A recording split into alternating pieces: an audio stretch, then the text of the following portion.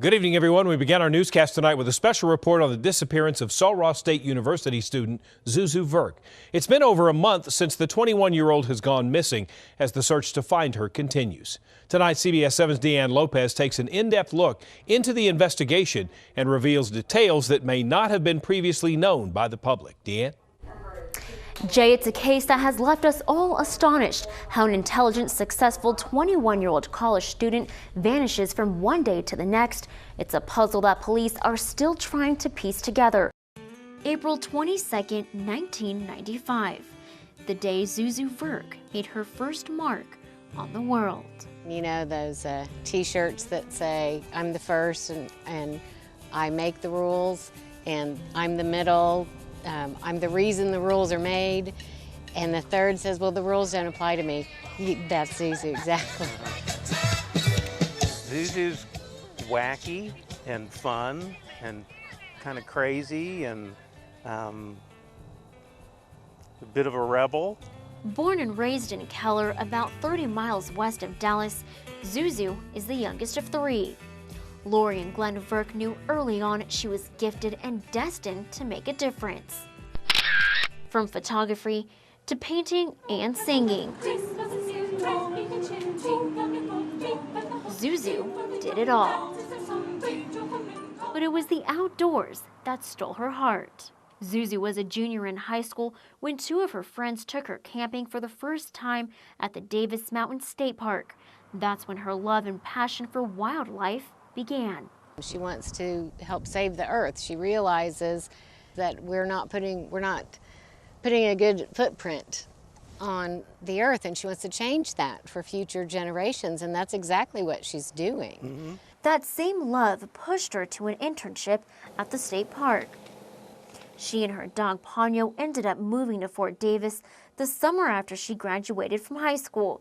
The internship is what led Zuzu to major in conservation biology at Sul Ross State University. She cares about the environment. She loves people. She loves. She wants to be a voice to defend those that can't defend themselves. Charlie Barrett, Philip Boyd, and Mark Black got to know Zuzu over the past year. The four of them shared several classes together. You know, I have to study for weeks to get through an exam, and Zuzu's one of those people that can just show up, 5 minutes before an exam and ace it, and it seems like a really natural process for her. This is my gear, and I point this around. See? She was fearless, just confident, and didn't need her hand held or anything. She was a go-getter. Mark was with Zuzu nearly every day. The two of them had just finished an award-winning 3-month-long research project on protecting pronghorns in the area. Her project was to keep track of these fawns that we captured and collared to track them. Zuzu's smiling face gave Mark no indication of what was to come. I feel like she has a lot of good work left to do in conservation. On Wednesday, October 12th, Zuzu had a midterm. When she didn't show up, her classmates knew something wasn't right. Little did they know, hundreds of miles away, Zuzu's parents were concerned as well. I knew something was up by Wednesday because I hadn't heard from her. She wasn't returning texts, and I was getting more and more worried. Lori says her mother's instinct kicked in after she missed a call from Zuzu the night before. She had called Tuesday evening at 5 something, and I had missed the call, and I returned her phone call at 6, and it went straight to voicemail. At first, Lori thought Zuzu may have been busy with midterms, but by Friday afternoon, she couldn't keep quiet any longer. 500 miles away from Alpine, Lori reached out to the only person she had contact with in town, Zuzu's on-again, off-again boyfriend, Robert Fabian. The first thing she texted Robert was if he had seen or spoken with Zuzu. His reply: he thought that she needed her space. So I don't know what that meant, but I said, well, I haven't heard from her and I'm getting worried now because by now she would answer. And I asked, could you run by and check on her for me? Robert told Lori he and his sister drove to Zuzu's house and banged on her door, but got no answer. He said that the dog was in the backyard, which we all knew was suspicious in itself because Zuzu just doesn't leave her dog in the backyard. You know, if she's going to leave the house, she's going to put the dog in a crate inside. So it was all very curious. It was at that moment that Lori says she and Robert realized Zuzu was missing. He said, "This is not good. I think it's time we call the police." So I said, "Would you do that?" Because he's in Alpine. So he called the police, and that's when we discovered that she was not at home, and she hadn't shown up for classes on Wednesday, and she hadn't shown up for work on Wednesday, and she had missed midterms, which is something she would never, ever do. With Zuzu nowhere to be found, investigators turned to Robert for answers. He was the last person to see her. And that's what he told me also, that she left his apartment at 3 a.m. But, so I can only assume that he was the last person with her. That Friday and Saturday, Lori and Robert stayed in touch, trying to figure out where Zuzu could be. But on Sunday, Lori got an unexpected phone call. On the other line was attorney Liz Rogers. I am Robert Fabian's lawyer, and Robert wants to get a message to you, but I will not allow him to speak. So I told him that I would call you to give you a message. Liz said that Robert is very distraught. And that's all she said. Just know that he's very distraught. That's the last time Robert spoke to the Verks or the police. But according to these search warrants, investigators think Robert may know where Zuzu is, and so does his downstairs neighbor, John Franco. He and his girlfriend were home the night Zuzu was last seen. You can hear him moving or stuff around, playing music, and then she shows up. They make dinner like at 9, 10. You can smell their food, and you can hear them conversation and then laugh a little bit, and then it got quiet like after 11. But that silence didn't last long. We just heard one, like, you know, shut the F up, and that was it. Franco says the couple argued often, but that night stood out. He says Robert kept pacing back and forth across his apartment, and then just before 3 that morning, Franco's girlfriend heard a loud thump. But for some reason, neither of them called police. She wanted me to go check, and so when I went to go check, it was just Robert. Franco says he saw Robert get into his car and take off without Zuzu. Her car remained parked outside his apartment, but it was gone by Friday. Now take a look at this timeline, outlining what happened after Robert left his apartment that morning. When questioned by police, he said the last time he saw Zuzu was around 3 or 4 Wednesday morning.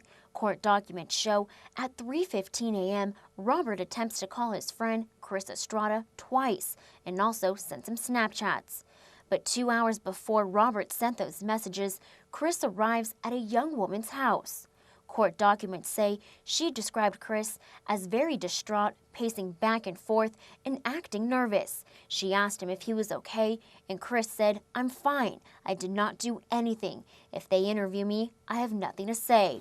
He then asked the young woman if Robert could come over so they could speak privately. Another key part of the timeline, in the early morning hours, Robert's sister, Jocelyn Carrillo, wakes up her husband and asks for the keys to his truck so Robert could borrow it. And then at 6:30 a.m., Zuzu's phone shuts off. The phone company was unable to track its exact location, but Zuzu's parents say it was pinged near Robert's apartment, the opposite direction from Zuzu's house. I think you can tell from the search warrants why we were headed in a certain direction and why we were focused on our suspect. He's probably the only one that can change which direction we start looking. Everything right now points to him as a suspect. Robert's mom and sister disagree. They both have been named persons of interest along with Robert's friend, Chris Estrada. This is what Robert's mom had to say in her first and only on-camera interview. Me, my daughter, my son, love Zuzu. In this situation, it's hard. So your son didn't have anything to do with it, with Zuzu's disappearance? No, my son is innocent. Okay? He's innocent, my son. It doesn't look good for your guys' family, and there's a lot of unanswered questions as far as, like, you know, why Robert took your husband's car. I mean, do you guys want to elaborate on why he took it so late that night? No, at this moment, Okay. we just want some... Just a moment. You need know this question. Mm-hmm. Go talk with the lawyer. Okay? Mm-hmm. Okay, please. She may be the better person to answer these questions. So we did just that. I'm sorry, I do not have any comment, and you can quote me on that. We also tried reaching out to Robert himself. For several weeks, we knocked and knocked and knocked on his door. But he's done a very good job of dodging the media. I can't describe how he's feeling because his main concern is, where is Zuzu? Yeah. A lot of people may My think that son he loves knows. Zuzu. He knows, but he doesn't know. He's asking him the same question that everybody's asking themselves. Where is Zuzu? And like my mother said, he loves her. Unlike Robert, Chris Estrada has been cooperative with investigators. Our partners at Crime Watch Daily spoke exclusively with Chris, who claims he has nothing to do with Zuzu's disappearance. No one is, vocally standing up for my side or Robert. It's just been one-sided, and everything in the news is one-sided. And people believe the news, even though it's incorrect. So we can set some of the record straight. When asked if he thinks Robert is capable of hurting Zuzu, Chris said no. I've never even seen him get mad. Other people say that they have. I never have.